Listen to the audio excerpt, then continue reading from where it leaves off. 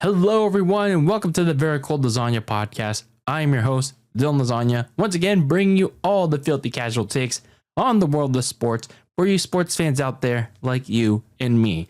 It is episode number 302 of this icy yet spicy podcast, and in this episode, we're here to round out the week for my red and gold San Francisco 49ers, and they are coming off a very bad loss this past week, a game that I had the unfortunate unfortunate recipient be an unfortunate recipient attendee to be at this past week, but we'll get into that as they prepare for a showdown in the desert this coming Sunday. Yes, back-to-back divisional showdowns in the last 2 weeks, but we're gonna talk about both of those games here in this episode.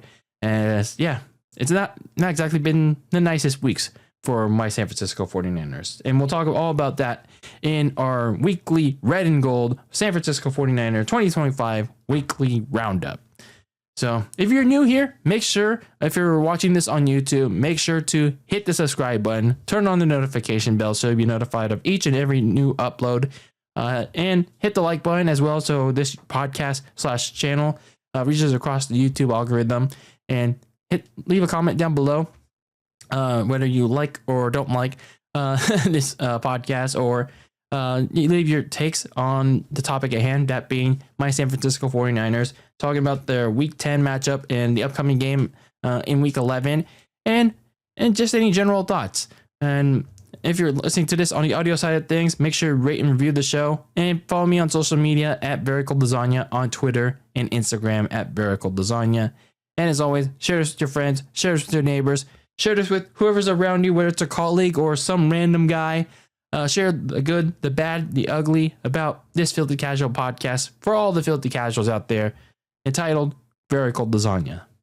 So that being said, let's get this show on the road. We have some not exactly nice things to talk about when the 49ers took on the LA Rams this past week.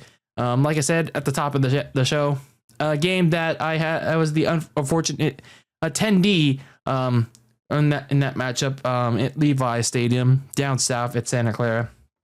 Yeah, not exactly a great time to be at. Yeah, it's funny how I attended 2 Rams games in my life in the last two years. One of them was a meaningless matchup in week 18 because the Niners had already clinched pretty much everything in that 2023 campaign. And then here we are, week 10. And like I said, in toward the back end of the last red and gold report, this was a much more meaningful matchup as they kicked off the second half of their campaign, the second half of their season. It was a must-win matchup because, well, they're sitting atop 3-0 in the division, but they're still behind the LA Rams in second place because the Rams were 1 win ahead of them. They didn't have. They were a loss. They only had 2 losses compared to the 49ers 3. So this was essentially a big game for both teams. It's kind of I guess you could say a big matchup to determine very sole possession of the NFC West. Of course, you also had the Seattle Seahawks lurking in the background, playing very good as well.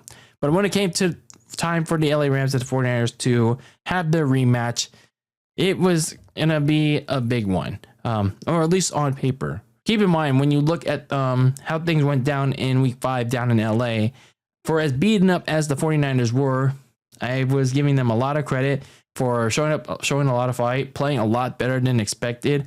And I guess it had a lot to do with the Rams playing down to their competition, but it went down to the extra wire, going to overtime, and the Niners defense making plenty of stops. Who could forget Alfred Collins, or was it CJ West? Alfred Collins forced fumbling Kyren Williams at the goal line, and then he scooped it up to stop a potential game-winning touchdown in favor of the Rams, and then stopping Kyren Williams again on 4th down, and then the 49ers won the game in overtime.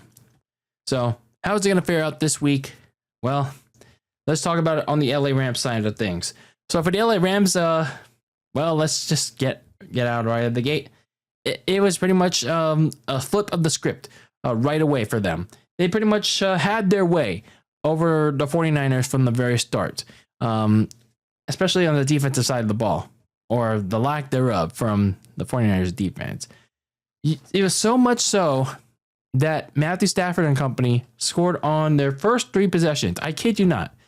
It deflated the crowd every single time that they got a first down. I was sitting there thinking out loud, like, they seriously cannot stop this team.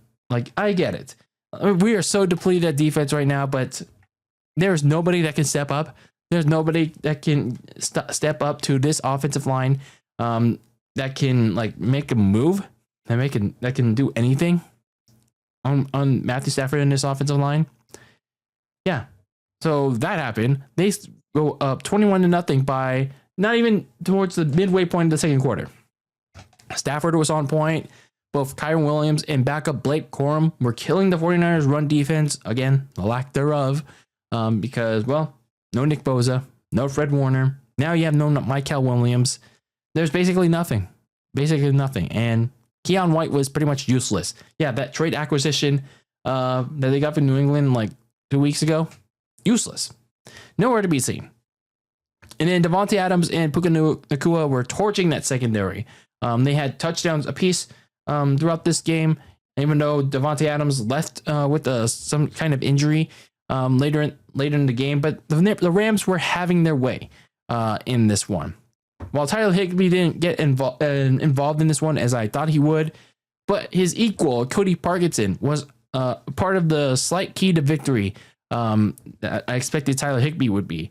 He was attacking Tatum Bethune in the middle of the field and on the sidelines as well, very late in the game. So it didn't take much for the offense to eventually make it a blowout. Every time the 49ers decide to come back, make it a game, the Rams were always there to respond because of the lack of a defense that the Niners had. So that eventually made it a blowout. So on the other side of things, the defense, yes, they had a couple of breakdowns in coverage, which is why they allowed 3 touchdowns to make it a game. That was okay. Emmanuel Forbes at corner, he prevented any further comeback at happening, and Matthew Stafford delivered one last nail in the coffin with that touchdown to Cody Parkinson to seal this win for the LA Rams. A blowout win, 44-22 in favor of the Rams. So yeah, the Rams got their payback on the 49ers, the humiliation from week 5, and delivered it back this time in Levi's. So yeah, I mean, looking at the Rams side of things, this is a good win for them, a good payback win. And now there's no more tiebreaker involved between the two teams. The Rams have a sole possession of the NFC West, at least for now. We'll talk about why exactly that is towards after I get done discussing the 49ers side of things, because what the hell is that? Like, what the hell was that on Sunday? When I went there, sure, my expectations were in the middle, but I was hoping that there was, like I said, every single week when Nick Bosa and Fred Warner were down, like there was gonna hopefully just one guy, at least one guy from the fountain of youth was gonna rise to the occasion, be that one guy that can at least not fully replace Nick Bosa. Obviously, you can't do that, but at least try to make some production, get some production going in the pass rush, get some production going in the front seven, the linebacking core, the corners, anything. Nothing at all. And I'll expand on more to that in a bit, because Mac Jones, he did everything he could to keep the offense afloat and moving, which was evident, very, very evident. It was very evident in all the games that started, including this one, and that's no knock on that. Despite being down double digits in this game, still very precise, still playing hard, making a lot of his throws to George Kittle, Juwan Jennings, He played okay in this game despite fumbling the ball, which ideally it wasn't his fault. He had the ball punched out of him on that play in the first quarter, which ruined that what was it, that first or second drive, and then that kind of swung the momentum in favor of the Rams and Christian McCaffrey, of course.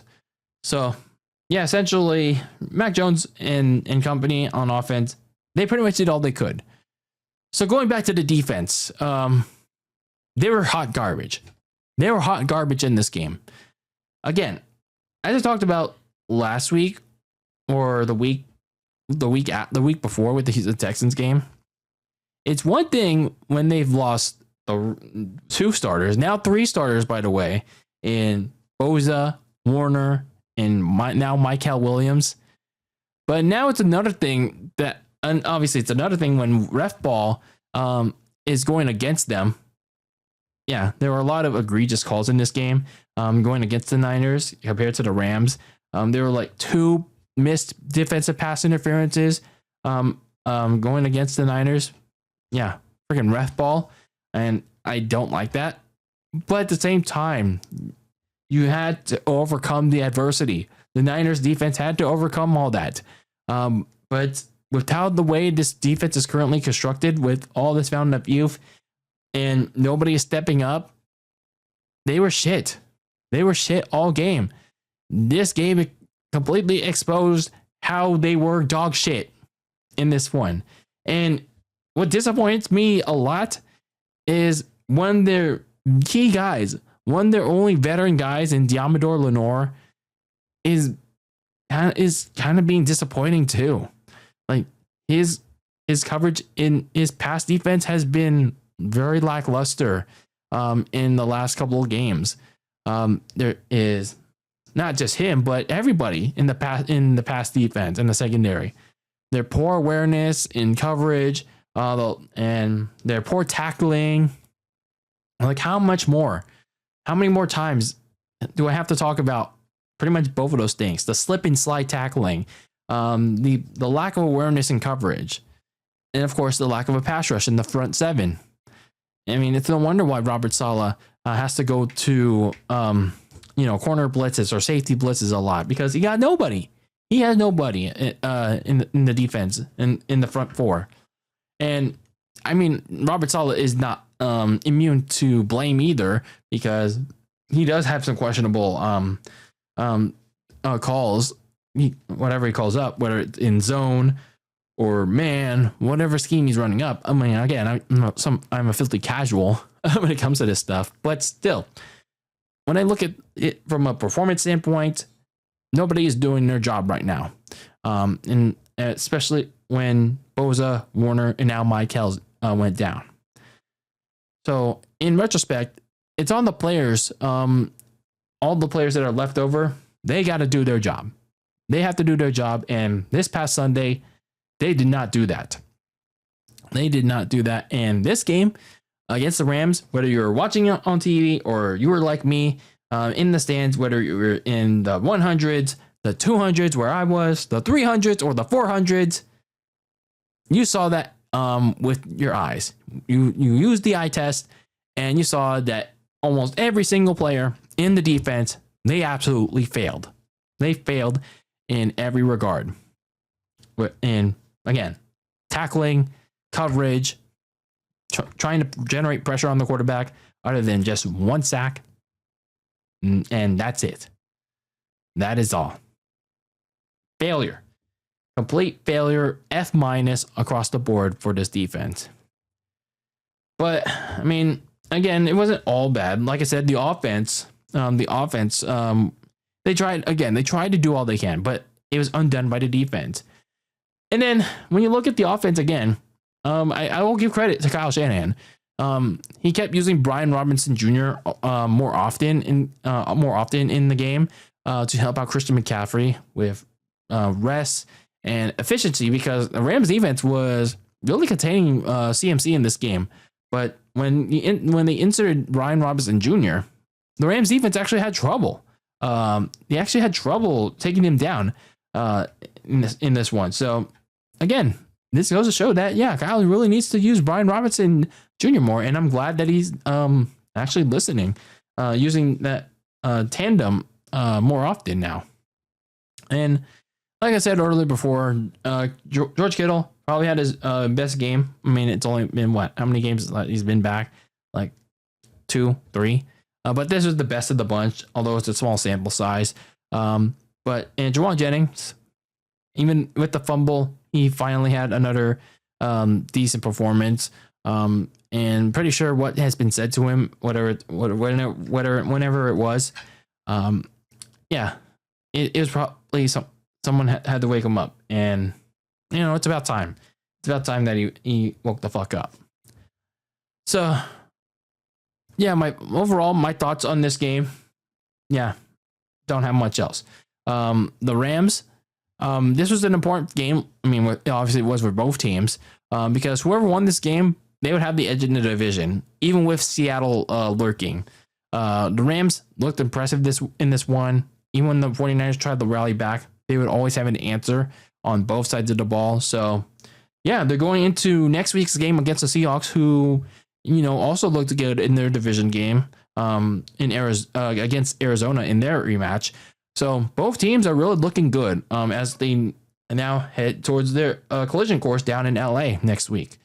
Meanwhile, for my 49ers, again, I mean, I'm beating a dead horse here with pretty much all the same points. I mean, again, Mac Jones in the offense, they're good progress in this game.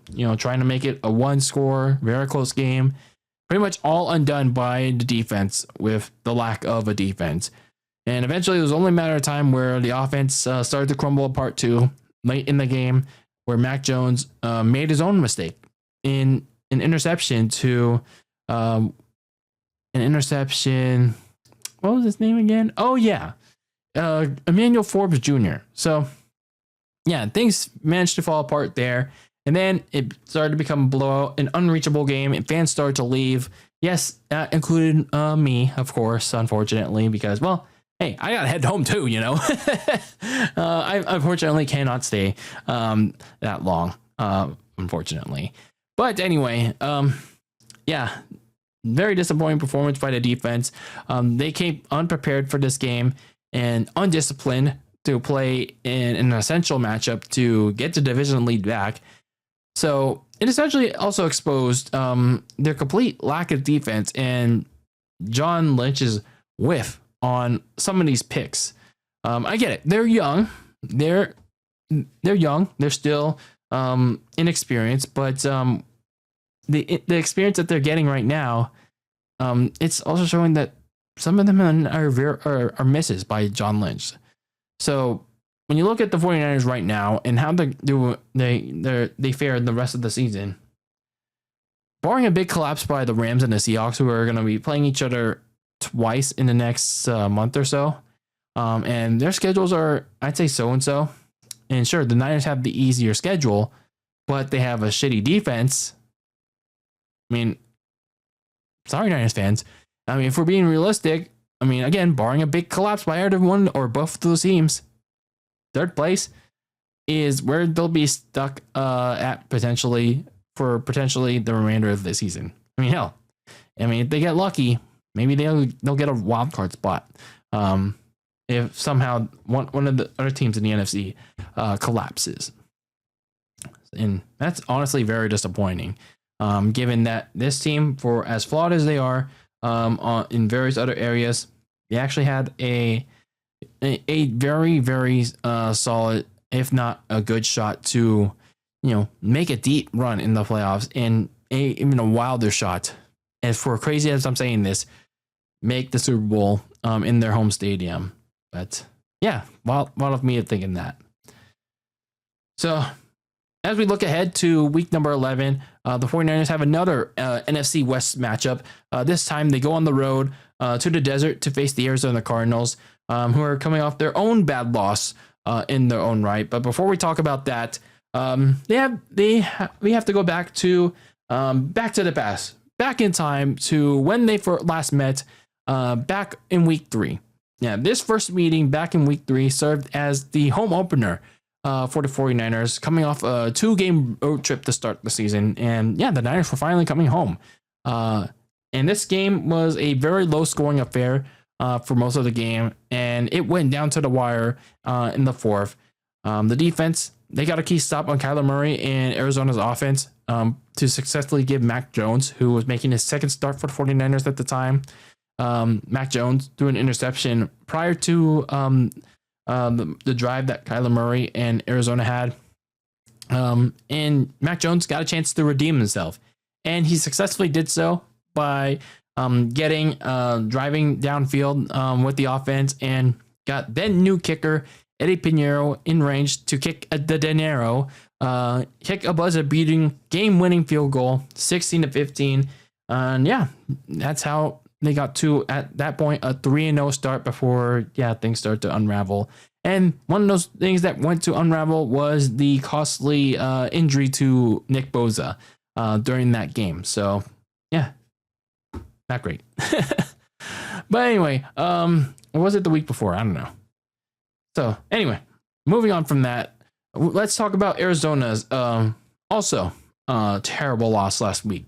So they had their own rematch against a division rival, against the Seattle Seahawks. Their rematch, it was a meeting from week 4. This time it's in Seattle. The last meeting in Arizona was a Thursday nighter that followed up the previous meeting with the Niners.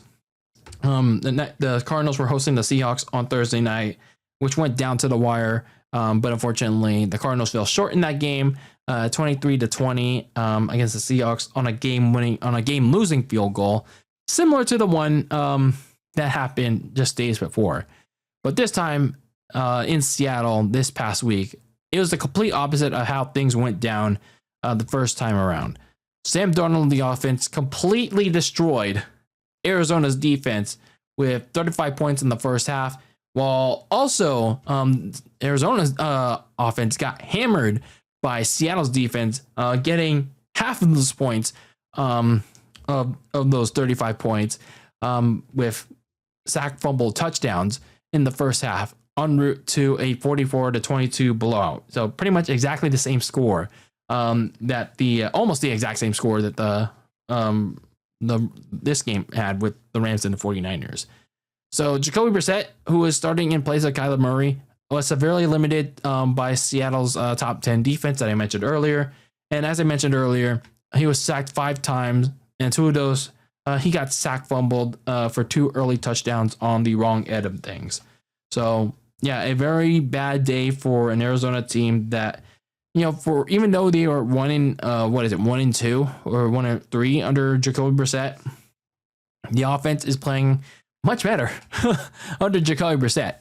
And that transitions over to the players to watch in this game, in the rematch against the Niners and the Cardinals. Jacoby Brissett is obviously the player to watch for Arizona. He replaced Kyler Murray when he suffered a foot injury in the lead up to the Indianapolis Colts game, I think, back in October. And he has remained the starter since. Even though, like I said, the Cardinals have a 1-3 record with Jacoby under center.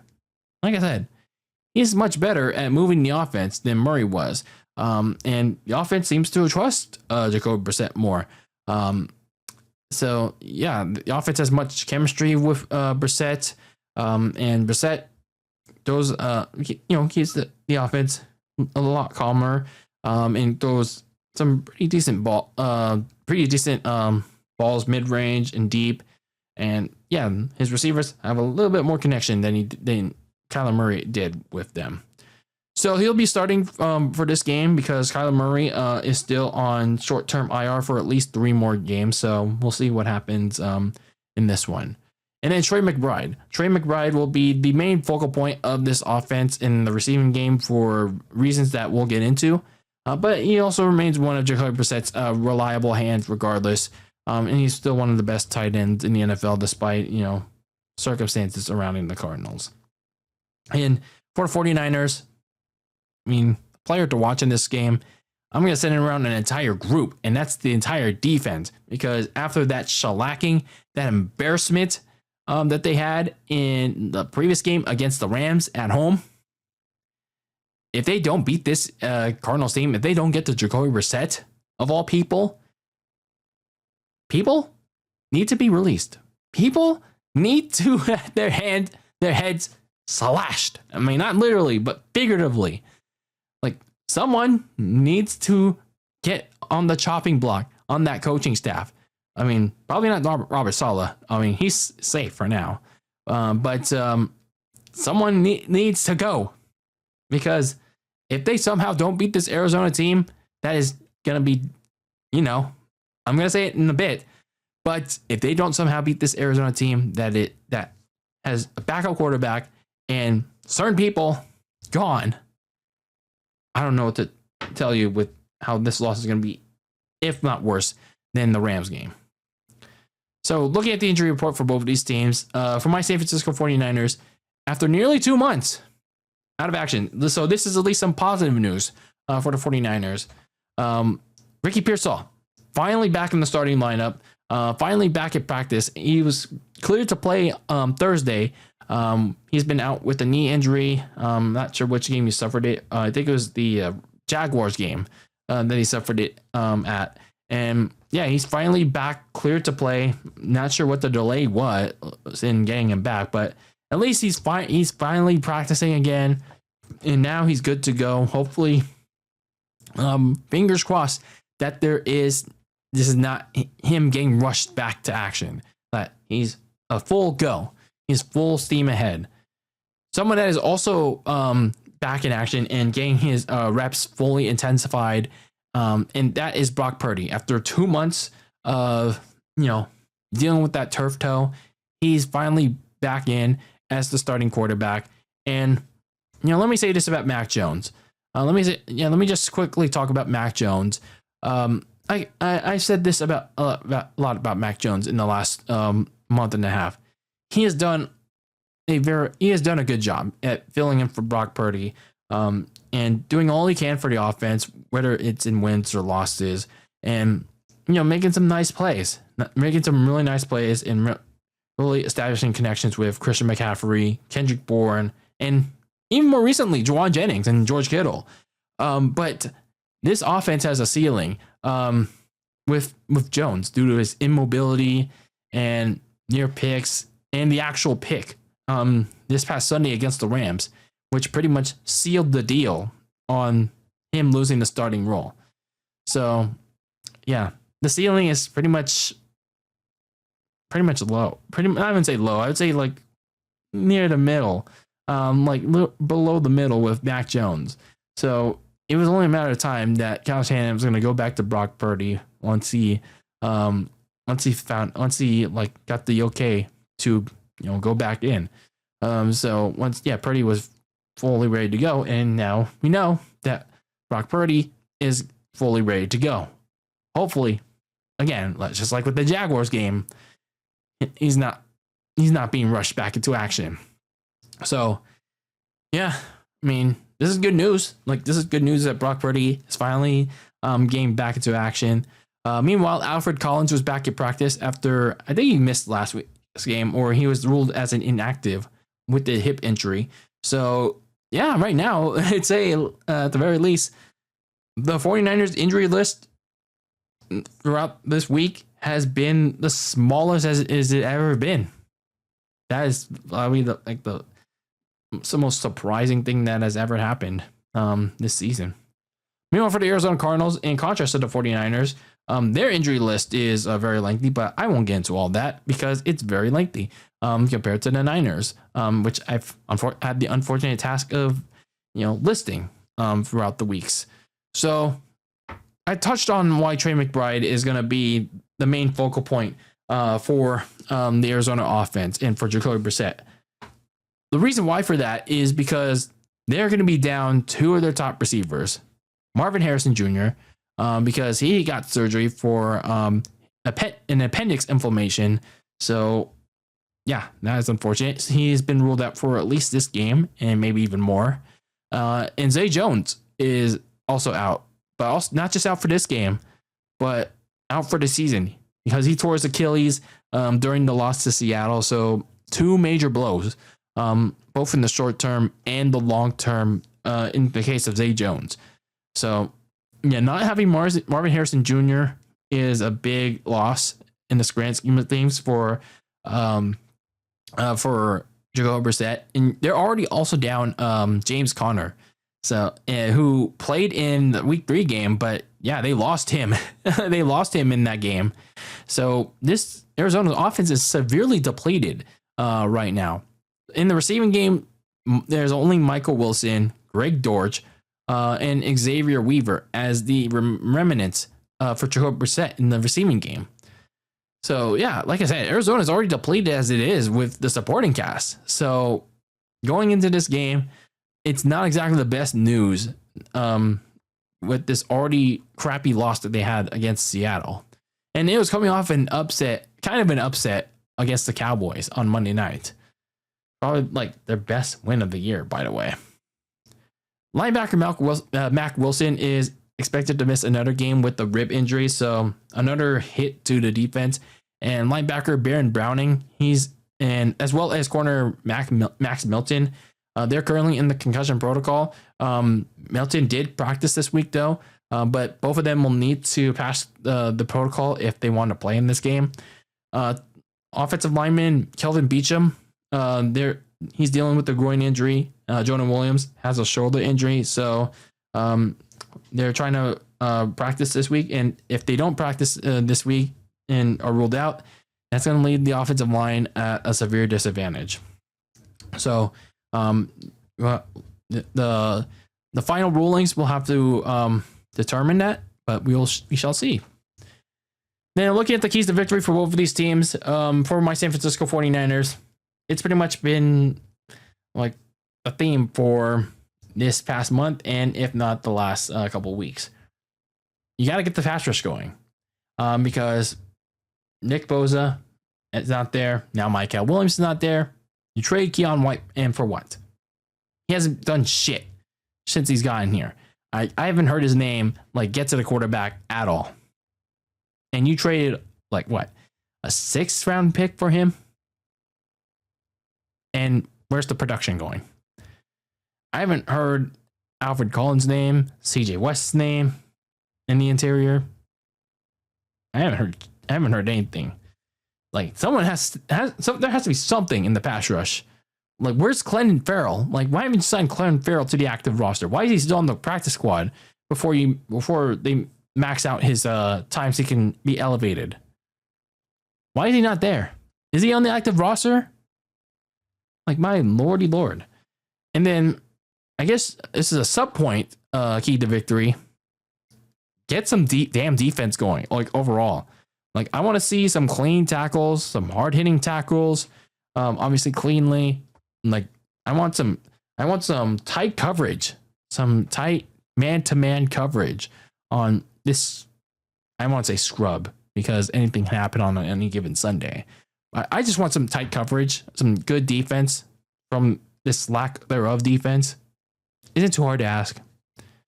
And then offensively, with Brock Purdy and Ricky Pearsall now back into the lineup, I mean, they haven't played in live action for almost 2 months. So Kyle Shanahan needs to ease them back in.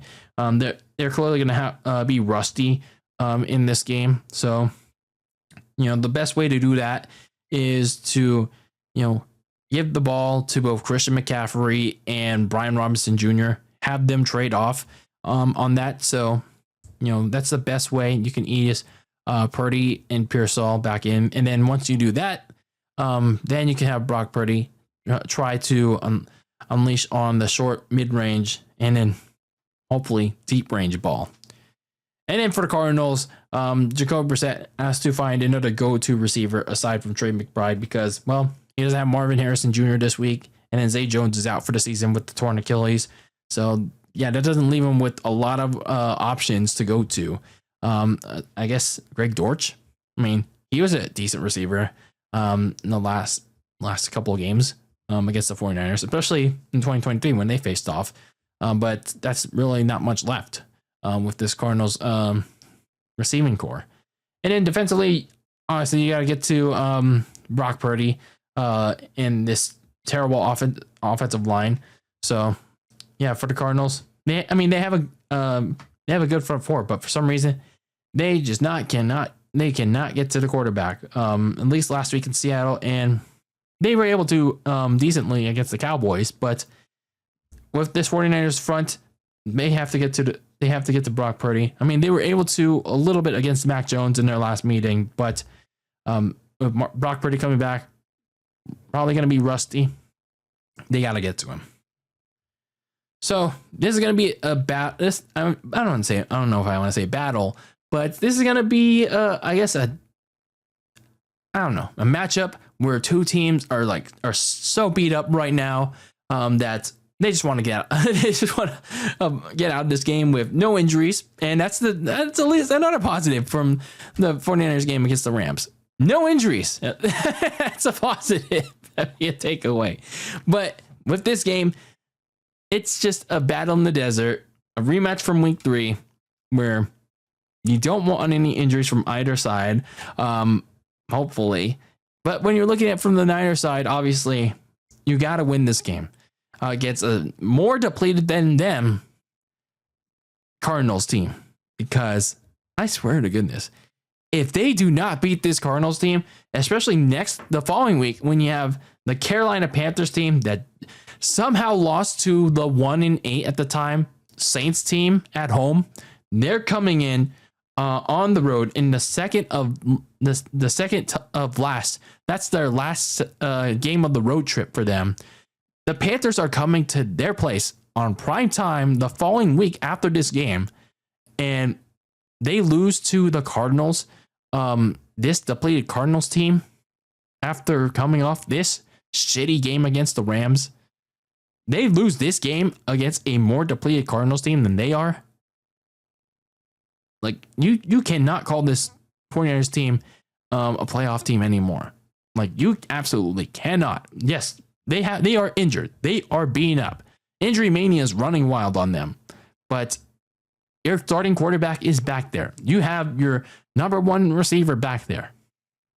And if you cannot beat this severely depleted Cardinals team, and if for godforsaken reason you cannot beat Carolina's Panthers team that lost to the Saints next week, you are not a playoff contender, my friend. So the Niners, they need to beat Arizona this Sunday.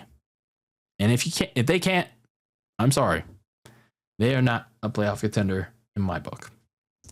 But we'll see. We'll see what happens. As I always say, any given Sunday, and we'll just have to wait and see. But that's just my opinion at the end of the day. So let me know what you guys' thoughts on this upcoming matchup between my 49ers and the Arizona Cardinals, and your thoughts, your final takes on the 49ers' terrible loss, their embarrassing loss to the LA Rams back in week 10.